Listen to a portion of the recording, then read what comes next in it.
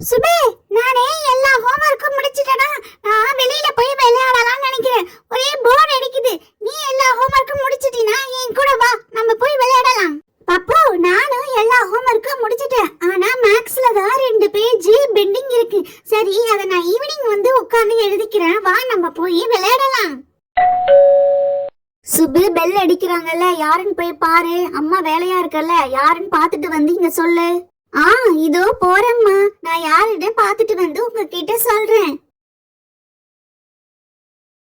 அம்மா, பெல் அடிச்சது current bill குறிக்கிறவங்கம்மா. இவர எவ்வளவுன்னு குறிச்சு கொடுத்திருக்காங்க. இந்தாங்க, நீங்க பாருங்க. சுபு, இங்க காட்டு பாப்போம்.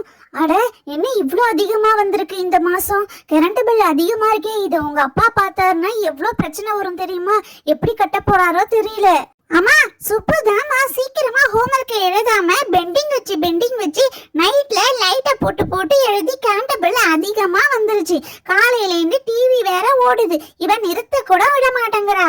கரெக்டா சொன்னடா பப்பு. இந்த சுப்பு தான் லைட் போட்டு எழுதுறது, ஃபேன் போட்டுக்கிட்டே இருக்கிறது, டிவி போட்டுக்கிட்டே இருக்கிறது எல்லாம் இவளாலதான். அப்பா வந்தா நான் இவளதான் சொல்ல போறேன். அம்மா, நீங்க என்ன பப்பு பேச்ச கேட்டு என்ன மாட்டி விடுறீங்க அப்பா கிட்ட? நாங்க சாட்டர்டே சண்டே தான் இருக்கோம் வீட்ல. நீங்க தான் எப்பயுமே ஃபேன் போடுறது, லைட் போடுறது, டிவி பார்த்துட்டு இருக்கிறது, சீரியல் எல்லாம் பாக்குறது நீங்க தான். அம்மா, நான் வெளியில போயிட்டு என் ஃப்ரெண்டு கூட விளையாட போறேன். ஒரு 20 rupees எனக்கு கொடுங்கலாம், பாக்கெட் மணியா.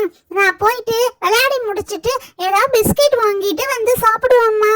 என்னது, நானே கரண்ட் பில் இவ்ளோ வந்திருக்கு, எப்படி அப்பா கிட்ட இதை காட்ட போறேன்னு பயந்துட்டு இருக்க. உனக்கு பாக்கெட் மணியா? அது பிஸ்கெட் வாங்க போறியா? இனிமே உனக்கு எதுவுமே கிடையாது. சுப்பு, உனக்கும் தான். போங்க வெளியில. சுபு, நான் ஜெகன் வீட்டு வரைக்கும் போயிட்டு அவன் கூட கொஞ்சம் விளையாடிட்டு வரேன். ஒரே டென்ஷனா இருக்கு. நீ இங்கே இரு. பப்பு, நானே உன் கூட வரேன்டா. நான் பிங்கி கூட விளையாட போறேன். ஏய் பப்பு, நீ நடந்து போ, நான் சைக்கிள்ல போறேன். என் பிங்கி வீடு ரொம்ப தூரமா இருக்கு. நீ பாபு வீடு, ஜெகன் வீடு எல்லாம் கிட்டக்க தானே இருக்கு. அதெல்லாம் முடியாது. நீ நடந்து போ. நீ வாக்கிங் போற மாதிரி போயிட்டு வா. நான் சைக்கிள்ல போறேன். நானும் ஜெகனும் பாபு எல்லாம் இந்த சைக்கிள்ல ஒரு ரவுண்ட் வருவோம். நீ வந்து இந்த சைக்கிள் வாங்கிட்டு போயிட்டா நான் எப்படி விளையாடுறது? அம்மா, பப்பு சைக்கிள் தர மாட்டேங்கிறான். கேட்டா அடிக்கிறான். என்னன்னு வந்து கேளுங்கம்மா. எனக்கு அவன்கிட்ட இருந்து சைக்கிளை வாங்கி கொடுங்க. நான் என் ஃப்ரெண்ட் பிங்கிய பார்க்க போறேன். சுபே, நீ அம்மாவை கூப்பிட்டாலும் சரி, அப்பாவை கூப்பிட்டாலும் சரி, நான் சைக்கிளை தர மாட்டேன். நீ வேணா கூப்பிடு போ. அடாடாடா, உங்களோட பிரச்சனை முடியவே முடியாது போல. லீவ் விட்டா உங்க 2 பேரும் சண்டை தான் பெரிய பிரச்சனையா இருக்கு. இது கழி எடுத்துட்டு வந்து அடிச்சாதான் சரியா வருவீங்க.